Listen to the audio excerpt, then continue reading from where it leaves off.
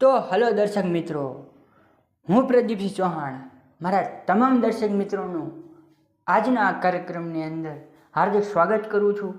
આજના આ વિડીયોની અંદર તમે યુટ્યુબના માધ્યમથી મારી આ ચેનલ કોમેડી ધારા પર પધાર્યા હોય તો મારી આ ચેનલ કોમેડી ધારાને સબસ્ક્રાઈબ કરવાનું ન ભૂલતા, મારી આ ચેનલને લાઈક કરવાનું ન ભૂલતા, હા, અને કોમેન્ટ તો કરવાનું ભૂલતા જ નહીં, શેર પણ કરી દેજો. આજના આ વિડીયોની અંદર મારા નાના ભૂલકાઓથી લઈ મારી માતાઓ, બહેનો, ભાઈઓ તથા બધા વડીલોનું હું સ્વાગત કરું છું. અને હા, આજના આ વિડીયોની અંદર જ્ઞાનની વાત નથી કરવાની, પહેલાં જ કહી દઉં છું. હા, કારણ કે જ્ઞાનની વાત હું હંમેશા મારા વિડીયોની અંદર કહું છું કે એ વ્યક્તિ પાસે કરાય કે જેની પાસે જ્ઞાન નથી. અને આજકાલ તો ગાંડો માણસ પણ જ્ઞાન દેતો હોય છે. હા, તમે એકચ્યુઅલીમાં આ કરો, તમારે એવું કરવાની નથી જરૂર. હા ભાઈ, તું તારું કર. સવારનો તારો ચણિયો પહેરીને બદલે છો, તારી વહુનો તું પહેરીને જે રખડે છો એ તું બદલજો. પછી તું અમને બદલવાનું, અમને પણ બધી ખબર છે. હા, પણ આજ આ વર્ષની અંદર છે ને, ભલે મંદી બધા કરતા હોય હકીકતમાં, પણ તમે જો લગ્નની વાત લઈએ, મંદી નહીં, બધા વર્ષ કરતાં ડબલ, આમ એમ કહેવાય ને કે ફાસ્ટ ડબલ લગ્ન થયા બધા વર્ષ કરતાં. હા, અને અમુક મારા મિત્રો જેની 25 ઉપર વીતી ગઈ છે એની ઉંમર, એ ટેન્શનમાં આવી ગયા કે જો બધી છોકરીઓ પરણી જશે તો અમે શું કરશું, અમે વાંઢા જ મરવાના છે.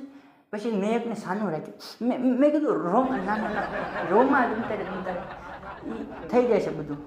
હા, હકીકતમાં એવી રીતે અત્યારે બધાની દશા છે. છોકરા બધા ટેન્શનમાં આવી ગયા કે જો અમે ભણવામાં રહીશું તો છોકરીઓ બધી પતી જશે. મેં કીધું એવું કાંઈ નહીં થાય, ભણો આગળ વધશો તો પછી એક વાતનો આપણને ફાયદો પડશે. તમારો મિત્ર મને કે શું ફાયદો પડશે?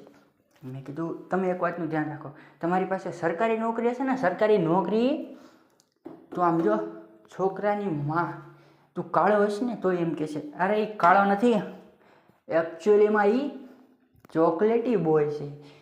તો મારો મિત્ર ખુશ થઈ ગયો, તો કે મારે આઈપીએસ બનવું છે, મારે ભણવું જ છે, કે સરકારી નોકરી સિવાય વાત નહીં, ભલે પટ્ટાવાળો બની જાવ. બસ બેટા, આ જ વસ્તુ રાખવાની. હા, એવા મારા મિત્રો છે, અને મને મારા મિત્રો પાસે જોક્સ બહુ મળી રહે.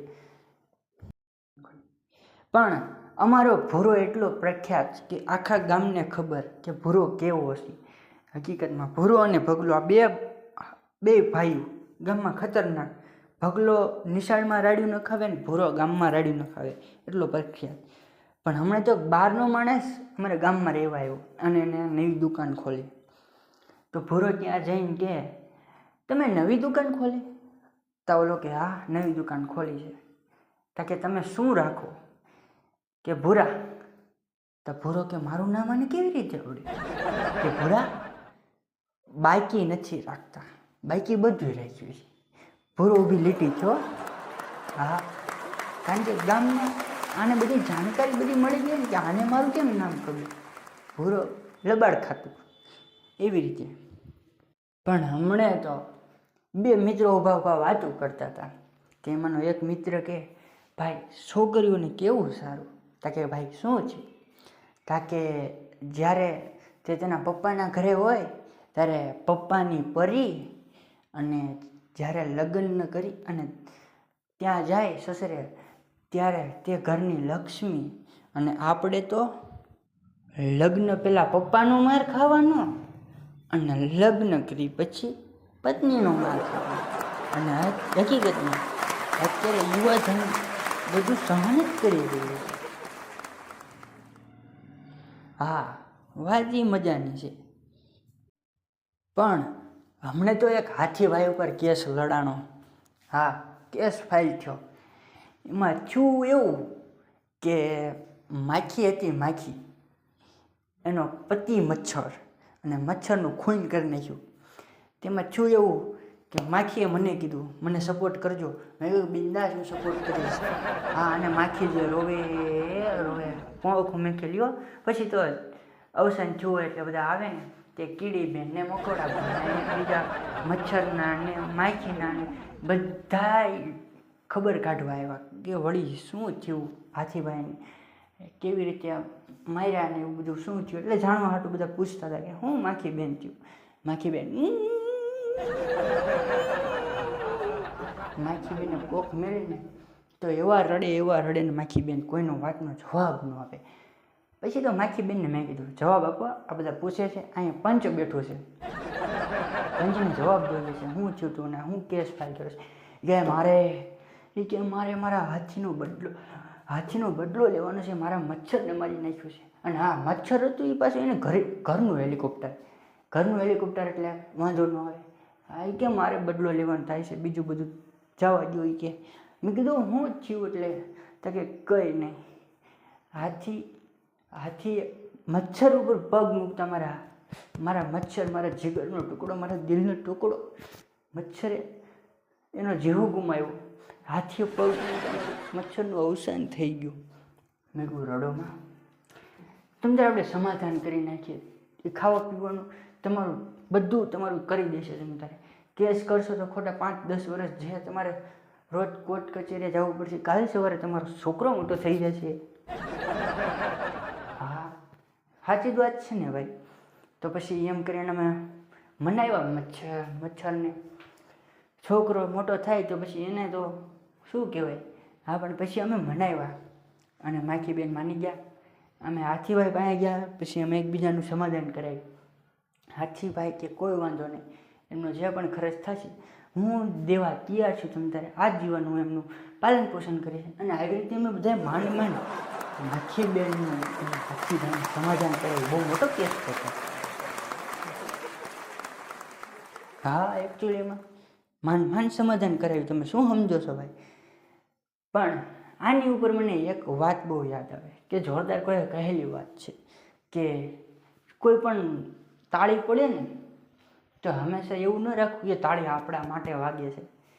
તાળી પડે ને તો એ તાળી આપણને મારવા માટે પણ પડતી હોય છે. એ તાળી આપણને નીચે પાડવા માટે પણ પડતી હોય છે. એનું હું તમને એક્ઝામ્પલ આપું કે જ્યારે ચકલીનું બચ્ચું ચકલીને પૂછે કે હે માં, હું આકાશની પહેલી ઉડાન ભરી રહ્યો છું, અને એના માં ચકલી એને આશીર્વાદ આપે છે. પણ તે આખો રાઉન્ડ મારીને આવે છે અને તેની ઉપર બીજા જે ચકલા છે, બાજ છે, બધા પક્ષીઓ તેની ઉપર તાળી પાડતા હોય છે. હા, પણ એ જ્યારે પાછું આવે છે ને ત્યારે બહુ ખુશ હોય છે. અને માં પૂછે છે ચકલી કે શું થયું? માં, હું જ્યારે ઉડાન ભરતું હતું ને ત્યારે બધા મારી માટે તાળી પાડતા હતા. તો એની માએ બહુ સરસ જવાબ આપ્યો કે બેટા ધ્યાન રાખજે, બધી તાળી આપણી સારા માટે હોતી નથી. અમુક તાળી આપણને પાડવા અને મારવા માટે પણ હોય છે. હા, અને અત્યારે તો અમુક બે નામ શું એના વખાણ શું કરી લીધા હોય ને, હા, સાચી 56ની થઈ જાય હો. બહાર કાઢીને હાલવાનું ખોટા વખાણ કર્યા હોય તોય. અને અમુક માણસને વખાણની ભૂખ ન હોય.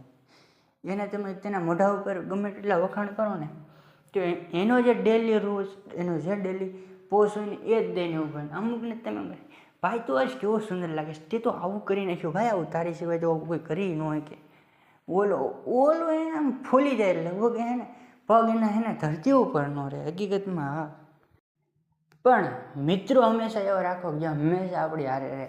અને હા, મારી પાસે એવા મિત્રો છે કે હંમેશા રહે. પણ એ મિત્રોમાં એક મારો મિત્ર એવો છે ને કે માથાનો દુખાવો કરી નાખે. 5 મિનિટ એની હારે ઊભું રહેવું હોય ને તો તમને એમ થઈ જાય કે પછી ઘરે જઈને તમારે માથાનો દુખાવાની ટીકડી જ લેવી પડે. હા, જે અમુક શબ્દનો કે વાક્યનો કે જેનું કાંઈ મતલબ જ નથી નીકળતો ને એવી વાતો લઈને બેસી જાય છે. હા, હમણાં તો મારી પાસે આવ્યો ને તે મને કહેતો હતો કે इंसान की आँख तभी उखड़ती है जब वो सो के उठता है. મારો મગજનો દુખાવો થઈ ગયો. મેં કીધું આને 2 ફેરવી નાખું, પણ મેં કીધું મારો મિત્ર છે કે રહેવા દે. હા, એવી રીતે માથાનો દુખાવો કરી નાખે. હમણાં પાછા બધા મિત્રો ઊભા હતા ને તો કે મિત્રો બહુ ધ્યાનથી સાંભળજો, બહુ જોરદાર વાત હું આજ લઈને આવ્યો છું. મેં કીધું હું વળી લઈને આવ્યો નવું. તેમ 4-5 મિત્રો ઊભા હતા ને એ પાછો બોલ્યો કે મિત્રો, જિંદગીમાં એક વાત હંમેશા યાદ રાખજો કે રેલગાડી હાલે ને એના જે ટાયર હોય ને એની અંદર કોઈ દી પંચર ન પડે હો. મગજ બીજા મિત્રો, મારી બીજી વાત હંમેશા યાદ રાખજો, પંખો જ્યારે જ્યારે ફરે છે ત્યારે પવન આપે છે. પછી તો અમે બધા એની વાંહે સંપલું કાઢી નાખ્યા. લાલ તું ઘરે જતો પેલા, હા, જેનું જેનું કાંઈ અસ્તિત્વ હોય ને એવી વાતો કરી, મગજનો દુખાવો કરી નાખી. એવા મારા મિત્રો વર્યા છે. પણ આજના વિડીયોની અંદર તમને થોડીક પણ મજા આવી હોય તો મારી આ નાનકડી એવી ચેનલને સબસ્ક્રાઈબ કરી નાખજો, વિડીયોને લાઈક કરી નાખજો, કોમેન્ટ કરી નાખજો, તમને મન ફાવે કરી નાખજો.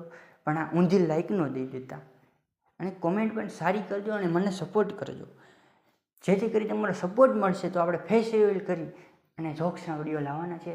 બસ ધીમે ધીમે શરૂઆત છે, અને તમારો સપોર્ટ મળશે તો આપણે આગળ પણ આવા અવનવા વિડીયો લાવશું અને જોક્સને મનોરંજનના વિડીયો લાવી અને તમને મનોરંજન અને તમને થોડો હસાવવાનો પ્રયત્ન કરી રહ્યા છીએ. બસ અમારી આ ચેનલને સબસ્ક્રાઈબ કરી દેજો. આજનો આ કાર્યક્રમ, આજનો આ વિડીયો માણવા માટે હું તમારો બધાનો ખૂબ ખૂબ આભાર માનું છું. જય શ્રી રામ.